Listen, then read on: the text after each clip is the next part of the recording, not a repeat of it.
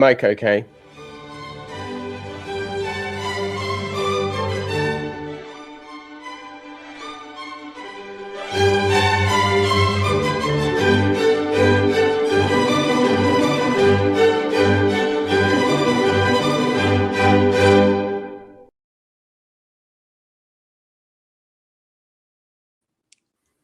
Ah, yes. Well, hello, Royalists. It's Thomas here.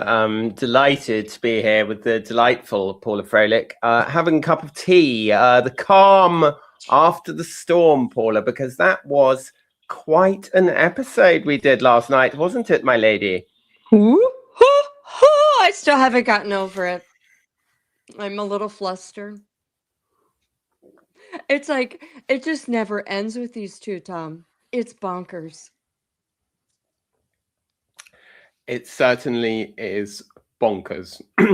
Now, here's the format for what we're going to be doing on the after show tonight. So Ben, our amazing producer, who does these lives for us, is going to be pulling clips, and we're going to be talking about them and diving deeper into all the issues that were raised last night. We're going to talk a bit about, obviously, the main story about Meghan and this clip that's been going around, and there's been some confusion perhaps being sowed by other versions of the clip that are AI, but I can confirm that the clip that we showed on the film last night was not AI. It was slowed down. I'm getting a bit of reverb in my ear, Ben, and I'm not sure whether that's anyone echoing or anything, or if there's anything we can do about it. But I don't know if anyone else is hearing that. But if you are, I'm sure Ben will be on the case and sorting it out. And then we are going to get into the Katie Nicholl interview about Angela Kelly. And we're going to be showing you some clips from that. And then we are going to be talking about what me and Paula were talking yesterday about the candles, the Prince Archie range and the Princess Lilibet range. And Paula has some tremendously exciting new details about that she's gonna tell us about. That is true, and you will not. You can't even imagine. Literally, my jaw dropped. And by the way, Queen Elizabeth is definitely rolling in her grave on her birthday. Go ahead, Tom. Let's start. Okay, Ben, let's have our first clip, please. Crazy video clip of Meghan giving a staffer a very dirty look, and former staffers have exclusively told me it gives me PTSD. It's classic Meghan, literally a workplace psychopath, smiling to the public on one side of her face and glowering at you on the secret side. The woman treats anyone she has power over as totally disposable. You are just treated like a tradesman who is there to fix the toilet.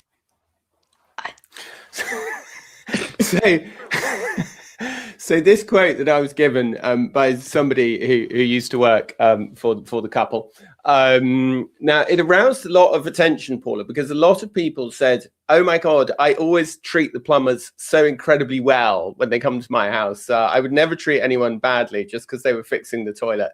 And there is some truth in that. So this clip was obviously filmed at the visit to the Royal Victoria Hospital in Melbourne on the day of their arrival.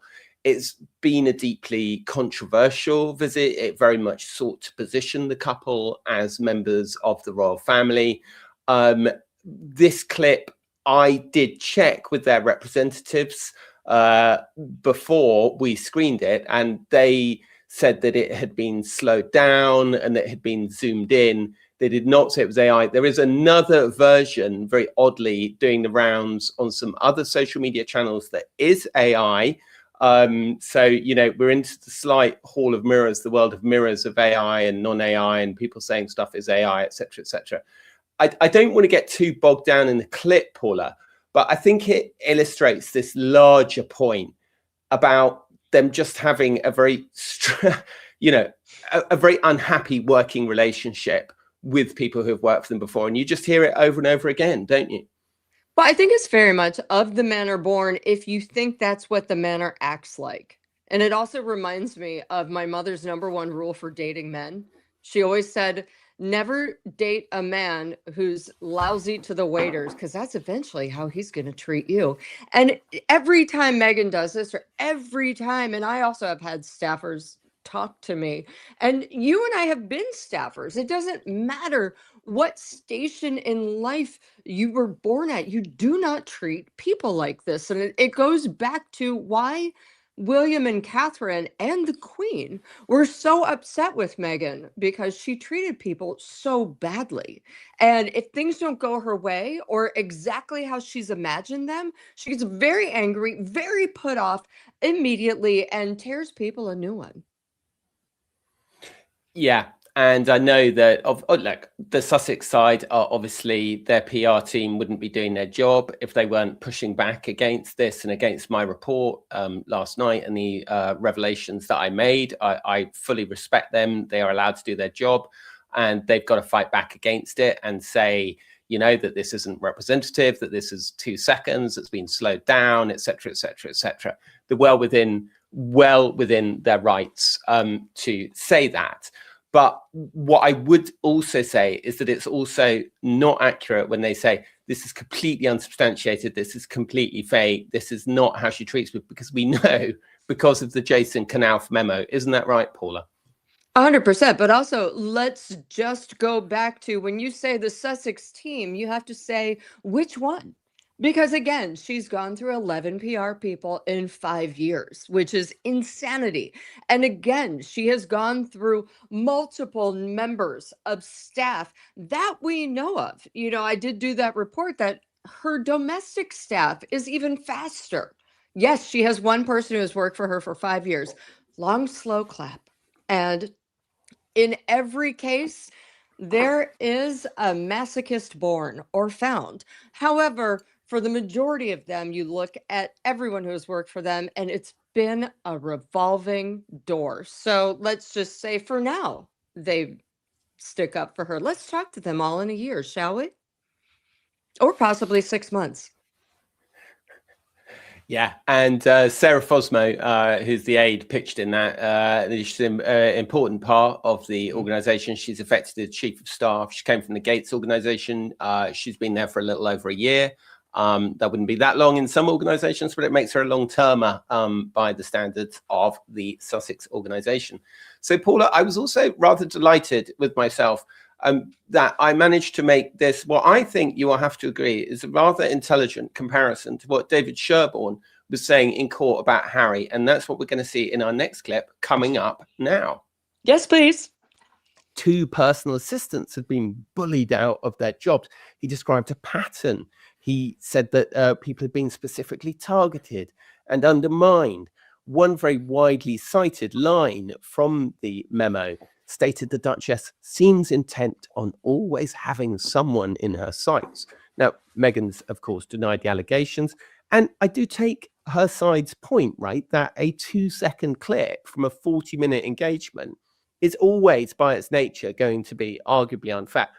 But I am reminded of an argument that Prince Harry's barrister, David Sherborne, made in the High Court in the recent Daily Mail trial. He said that unlawful information gathering is by nature covert. So therefore, as a result, he invited the court to treat even very minor proven instances as like, you know, residual shoots that proved the existence of this wider underlying practice, even though there were only fragments left to be discovered. And I would argue that you can apply exactly the same logic to this brief video clip. So my point, I suppose, Paula, is that, you know, bullying of staff, being mean to staff, being nasty to staff is stuff that all happens behind closed doors. So you're inevitably only going to see a fragment of it in public. And that's why I think it is reasonable as a journalist to highlight this fragment. Would you agree with me? 100%. Also, because if you look at their last trip to Australia, a lot of things went on behind closed doors. Allegedly, a teacup full of tea was thrown. Allegedly, lots of screaming. There was one thing that happened that was witnessed by a journalist where she kind of went off on an aide, but then the aide cried in a car where she didn't realize she was being observed. So I think everything happens behind closed doors. And that trip was, Meghan was, of course, excited because she was going to show how loving and caring she was. And of course, it backfired because the children who had all been wearing masks then were told to take off the masks so that they could all be lovingly greeted by Harry and Meghan. Despite the fact that, of course, in LA, where you're not allowed to take off your masks, they kept them all on. So it was very odd. And of course, it's all done behind closed doors. However, again, we've talked about this. She's not a great actress. And so therefore, when she's annoyed, boop, it pops out real quick. Yep, exactly. Yeah, it was a fascinating snippet, I thought. And of course, the bottom line is that when they try and argue, when their side try and argue, oh, this is all taken out of context and it's all unfair.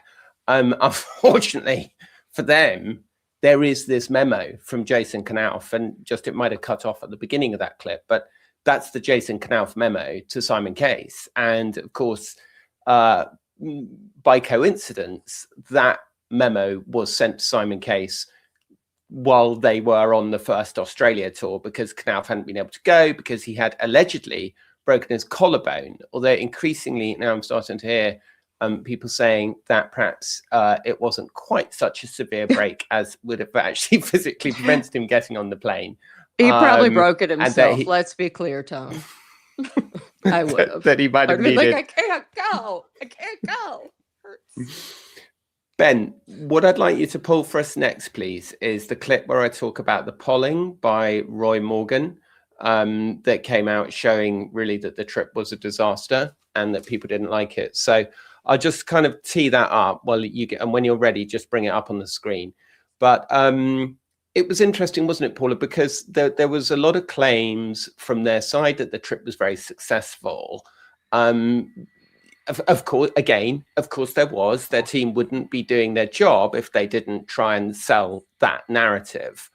But our perception was very different, wasn't it? It was that the trip was crass, it was tacky, it was exploitative, and it didn't sell particularly well to the public.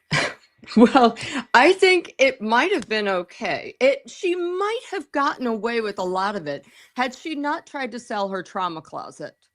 And that, I think, really put everybody off their lunch. And by the way, if you guys hear anything in the back, I'm so sorry. They're cleaning the hallway. I can't help that. But here's the deal.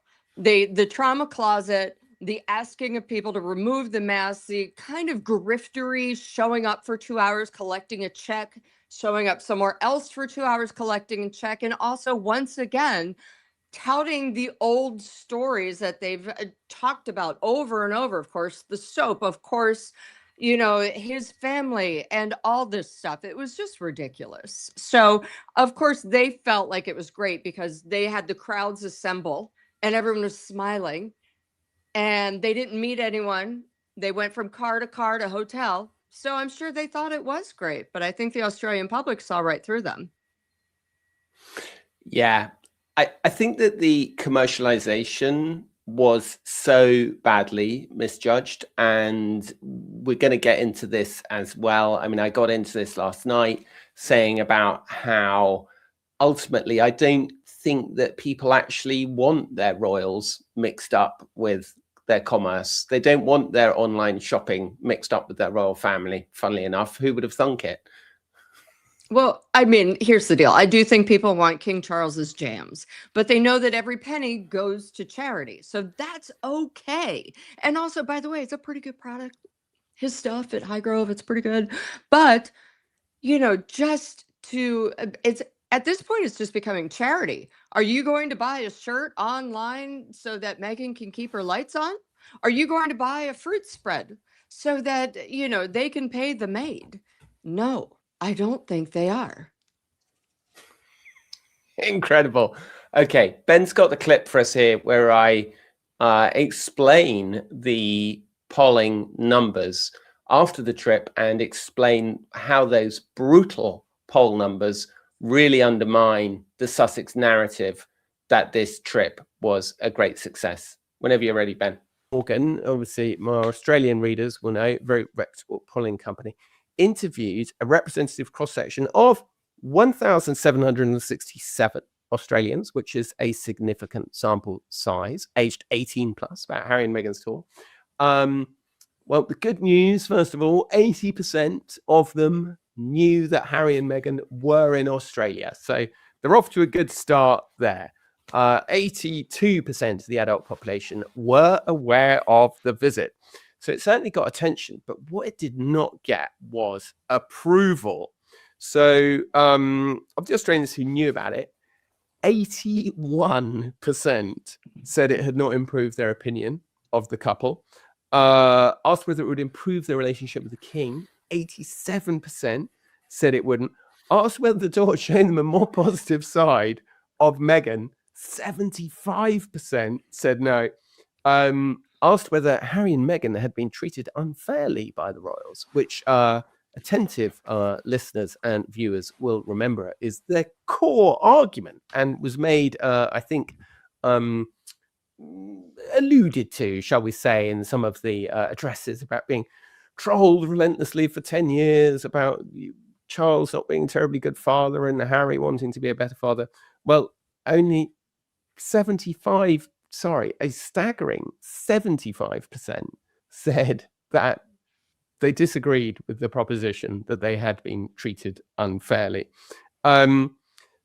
Look, these are not marginal numbers. If you were a politician and you had these kind of numbers, you would be completely wiped out. You would be totally obliterated.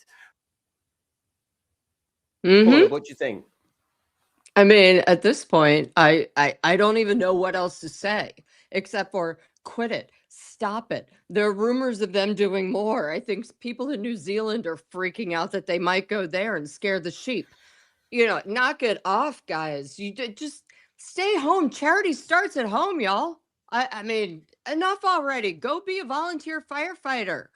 I mean, in Santa Barbara, knock it off, guys. You don't need to travel the world, blag off of public money, go try to sell your crap, basically, and enough. I mean, I get you got I get that the lights have to stay on, okay? But nobody's really buying it. I got a story coming out on our Substack, on my Substack tomorrow, Paula Froelich Uncensored, about exactly how badly stuff sold in Australia. Fascinating. I can't wait to read that. Paula, we also had a brilliant interview with Katie Nicholl, Vanity Fair's royal correspondent, who is shortly going to be persona non grata because she's starting a rival podcast. But for now, we'll continue to be friends. No, Katie, actually, I've got to say, I really welcome having another really great proper journalist doing a proper podcast, because I think that so much of the royal journalism ecosphere on the internet is either it's kind of just sort of fact-free conspiracy theories, that sort of are this kind of sugar high, this kind of sugar rush, but they're not really backed up with any proper reporting or experience or contacts. And I think Katie, to be, she's a brilliant journalist, and I look forward to her bringing all of that to it. So Dame Angela, nobody who watches this will need much explaining. Dame Angela, obviously the Queen's dresser and greatest friend.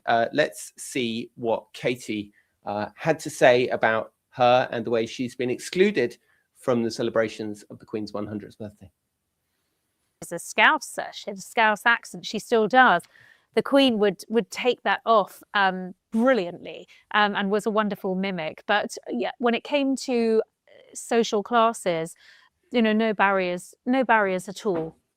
Yes, no, and in fact, that's sort of what I mean, is that at the same time, I think it would be fair to say that most of the Queen's really trusted confidants, just because of her position, she kept a very tight circle, and so many of them were old family friends or, you know, distant relations or things like that. And in that sense, Angela is very unique in being an outsider, a working class outsider, who became literally the closest confidant of the Queen. And I mean, I'm told, for example, I'm sure you have heard this over the years as well, that during COVID, Angela was the person by the Queen's side the whole time, more or less, you know, completely abandoned her own life to spend all her time in what was called HM bubble at the time.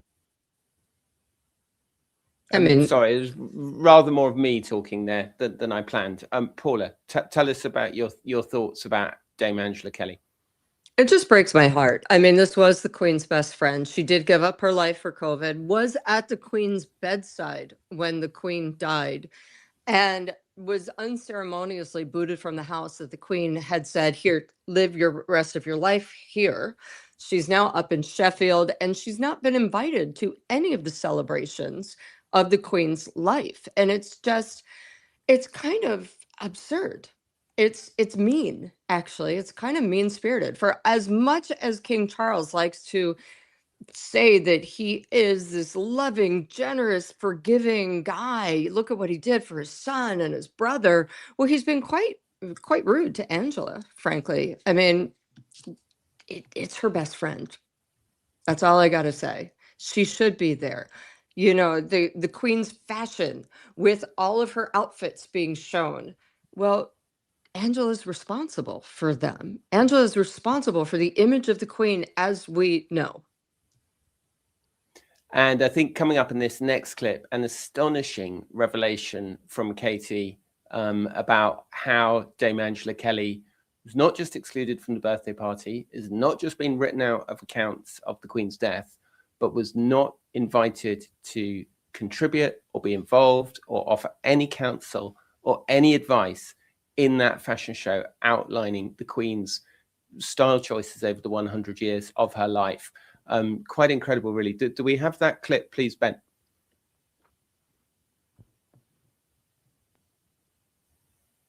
Maybe not quite yet. Well, we'll get there in a minute. Yeah, it was a... I was really shocked to hear this. Like, and the thing that I think about the Queen's death, which, as anybody who's followed my work knows, is something that I'm really interested in, the last 24 hours of the Queen's life, perhaps slightly morbid, but I also think it's an incredible kind of, I don't know, it's just such an incredibly dramatic moment, the moment of the change of reign, the moment that one person stops breathing and the other one picks up the standard, as it were. And Angela has been totally written out of accounts of the Queen's death. Anything you read about the Queen's death, Charles is off picking mushrooms, feeling slightly sorry for himself, wondering, you know, if the sky is going to fall on his head. Princess Anne is by her bedside.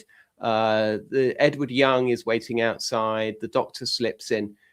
I'm sorry, like Angela Kelly was with her for the last 4 years of her life, a constant present, and was there at her death. And it's just outrageous the way it's written out.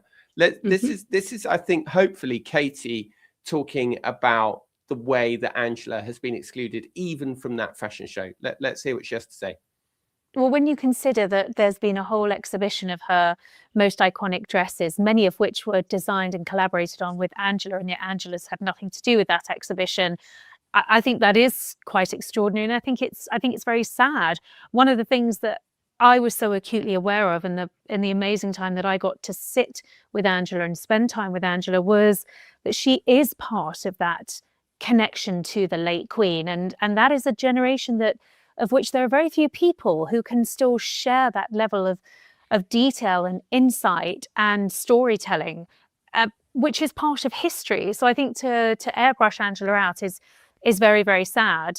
She's not a part of the 100th commemorations. And I agree with you. I think this is a centenary that feels quite pared down. One might have expected that there would have been a service, a memorial service, something to honour the Queen's life. We know that the King and Queen are going to see that exhibition of dresses. There's a garden in London that's going to be opened by Princess Anne. We know that the King's going to be giving a speech, and there's been some lovely tributes by the palace on social media, but it does feel muted. It does feel quite pared down, and one wonders if that is reflective of the period we're in, which is the focus is, of course, on Charles, not on the previous reign. Yep. So Katie being quite diplomatic there, Paula. Sure was. Listen, I think at this point, Charles doesn't want anyone remembering how well his mother handled stuff. And, any actual big celebration, everyone would be like, God, she was so good. But for me, the Angela stuff is just nasty. It's just mean, and it's elitist and condescending. And whether he liked Angela or not, whether he had any respect for her or not, he still should have, out of respect for his mother, invited her down. That's it. Absolutely. Ben, I think what we'll move on to next is Paula talking about the candles. If you could tee up some stuff about that for us, that would be great. And we'll just finish up talking about Angela while you're getting that ready for us. Sorry about the on-air live production. We need one of those Neuralink Elon Musk chips so that I can No, thank you. No. Maybe not. No. It's like, do I want Elon Musk actually in my brain? No. Yeah, no. Do I want him to know what I'm thinking? Maybe that's a hell of a nightmare. I mean, I think you're absolutely right. I think that, and it's funny to think about it like that. Of course, Charles isn't going to do a massive thing about how amazing Queen Elizabeth II was, because the comparison is not flattering to him. And I mean, honestly, when you actually look at how precipitously and calamitously the reputation of the royal family has declined in the 4 years since Queen Elizabeth's death, I mean, it is absolutely shocking. I mean, it's just been disaster after disaster, hasn't it? Well, and it's not been handled well. I mean, even this last Australian trip with Harry and Meghan, I mean, that his head should be popping off, or at least he should be like, listen, you guys go travel wherever the hell you want, but you have no more titles to use. They're done. Goodbye. And, we will get onto those candles in a hot second when Ben finds here we go. Because I got a lot to say about these candles and the disrespect.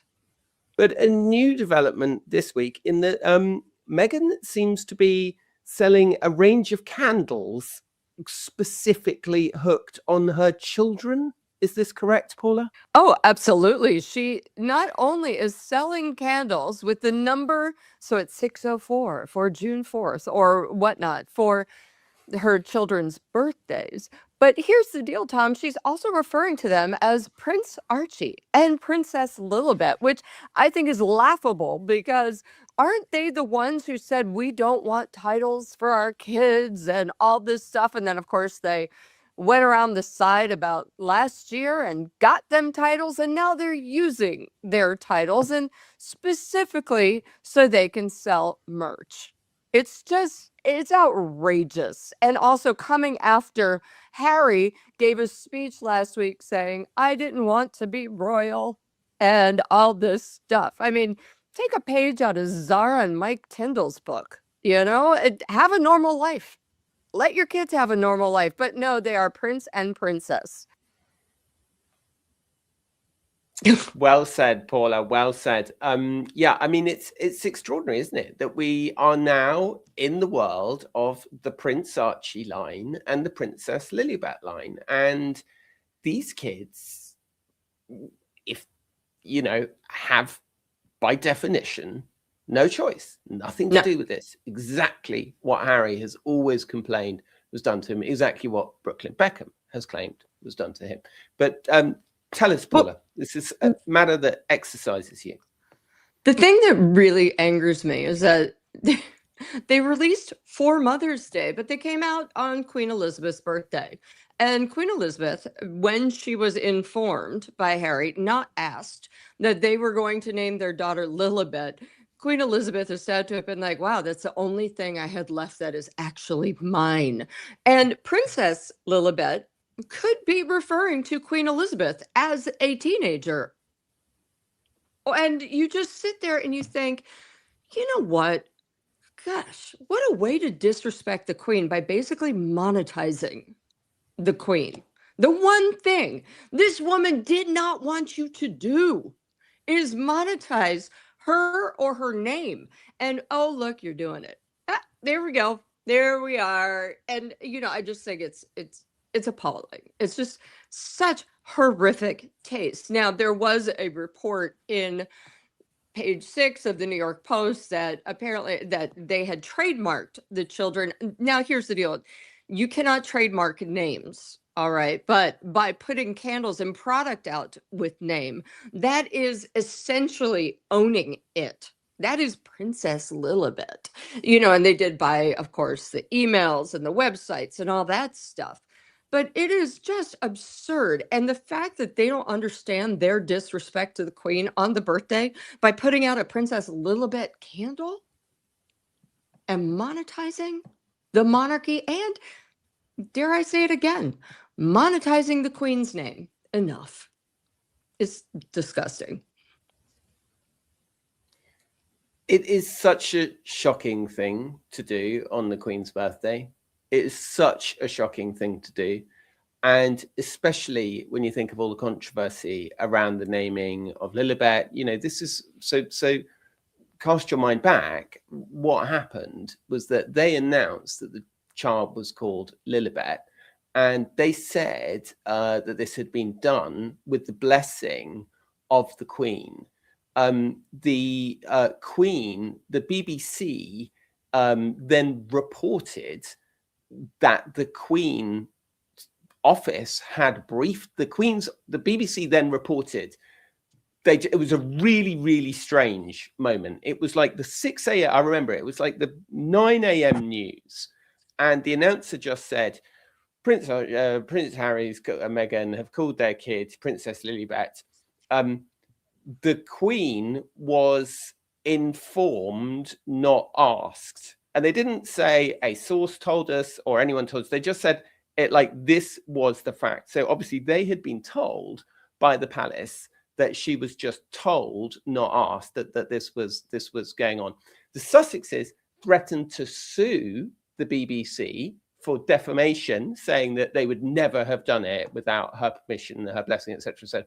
And mysteriously, the lawsuit vanished. But I don't think even in her worst nightmares, the Queen could have imagined that there would be a Princess Lilibet line of merch produced when the child, I mean, she could have imagined the kid would do it when she was 20, but when the kid was 4, 5, I mean, it's mad.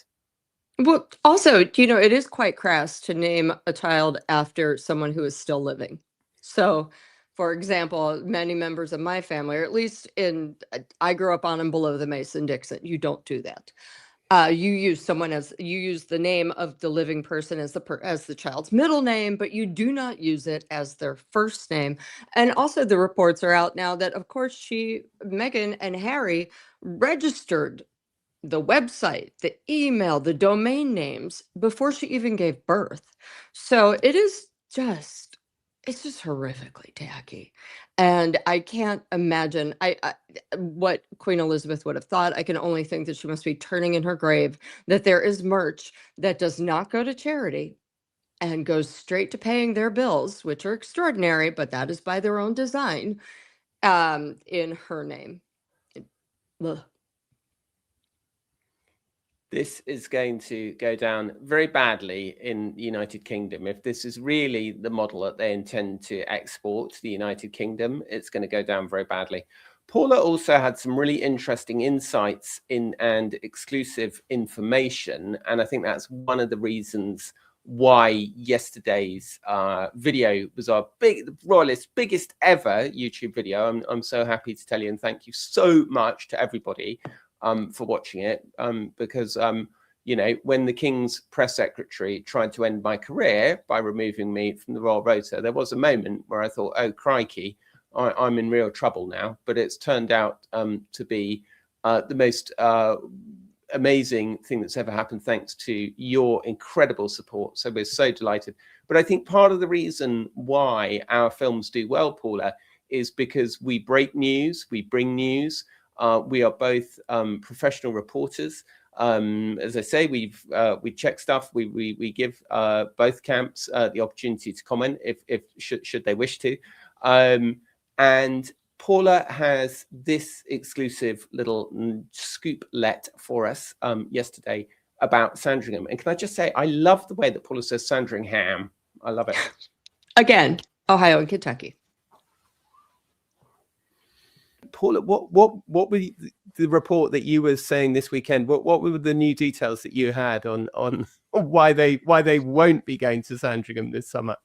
Yeah, well, not only did they emotionally blackmail the king with his grandchildren, which, you know, is never a good thing to do, but again, the Australia trip was so crass and flipped such the bird to the Sandringham agreement that there's no way they're going to allow them back into Sandringham, where they can then put out another thing saying a new Sandringham agreement, or do anything like that. You know, Harry is going to Birmingham to meet with Birmingham Invictus, which of course the games are next year. And he keeps saying, I need security to bring my family. Well, I think they're going to come anyway, because the deal has always been, if you give the palace a month's notice, then they will assess the situation. And if he brings Meghan and the children, he will have security regardless. But he is not getting IPP, International Protection Order. He is not going to get his 24/7 police back, because the Labour government cannot do that. And I think they understand that Harry is so wily these days, or I'm sorry, Meghan is, that they will do what they want, put out whatever story they want, and it will look bad. And again, the king cannot have Meghan selling her clothes while being on royal grounds. But okay, Paula, so as you say, like, this is really reputationally dangerous for the king. But I mean, they are coming back in July, and they are going to be flogging all their stuff. So, I mean, yeah, sure, the king isn't going to have it on Sandringham, but I kind of feel like the king's being very weak all round, allowing them to continue using the titles. I mean, this is a completely blatant violation of the terms of the Sandringham Summit and the 2021 agreement. I mean, they're literally flipping the bird to the king. They're saying, oh, well, we wouldn't never have pissed off Queen Elizabeth, but the king, next, we can do what we want. You know, it's so disrespectful, and it's so just gross. And also, he can't go anywhere near them. I mean, can you imagine what to wear when you meet the king? What to wear when you meet up with your evil stepmother-in-law? Like, what the hell? It's just so absurd and nutty. And here's the deal. I don't think anybody would pay attention if Harry and Meghan Mountbatten Windsor came to call. No, there would be no big security, blah, blah, blah. There would be no one saying royal. It would just be Harry and Meghan, you know, and going on a trip, which, frankly, to be fair, I think that's what they should have done. They should have just gone as a private family with their kids to Australia, had a great time, you know, looking at crocodiles, whatnot, wallabies, hanging out with some kangaroos, and it would have been like family friendly, and people actually might have liked them. It would have actually been very hard to criticize them in any coherent way if they hadn't tagged on all this quasi royal stuff. But the reality is that's what they wanted to do, and that was the plan. And we saw in that interview with the Telegraph, where, you know, a Sussex staffer is quoted as saying, yes, you know, you may call it half in and half out if you want. That is what it is. This is the blueprint, and this is the plan. I mean, it's, you know, and it's what they, to be fair, that's what they said from the beginning that they wanted. They were told they couldn't get it. Harry always claimed it was a stitch up. There was this kind of ridiculous story about the printer not working and stuff. And, you know, they've just said, well, to hell with it. We're going to do it anyway. But I think what's really fascinating about it, as that poll from Australia showed, is that it's just people who love the monarchy are going to hate it. And people, I suppose, who like hate the monarchy will think it's brilliant. But like, I don't know. It's like, even then, it's very divisive.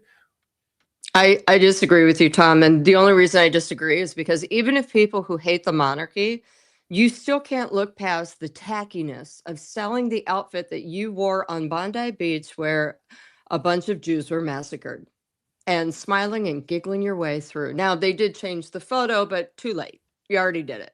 Or selling the outfit that you wear when meeting children with cancer, or homeless women. You know, it's just so disgustingly tacky. You know, and I think that their motto was, you know, that old thing of, you know, don't ask if you can do it, you know, just ask for forgiveness later. You know, I'm totally flubbing it. You all probably know this much better. Don't ask just if you can do it. Just ask forgiveness later. However, I don't think they should be forgiven, and I think that this just proves that the titles need to go.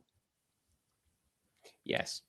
I think the phrase you're looking for is, sometimes it is easier to get forgiveness than permission. Thank you.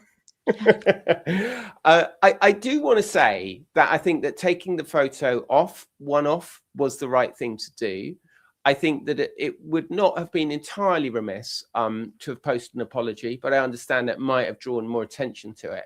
But I think it was very odd to put the same photo back up again in the same outfit up again in a different context. I'm like, do you know what? When they took it down, I was like, at last, they've done the right thing. It's like, just put it up again. I mean, gotta sell some shirts, Tom. The hell? I think, like, and the really weirdest thing need about the $2.50 per shirt that badly. You know well, what I mean? and also Just the admit weirdest you made a thing, mistake and take it down.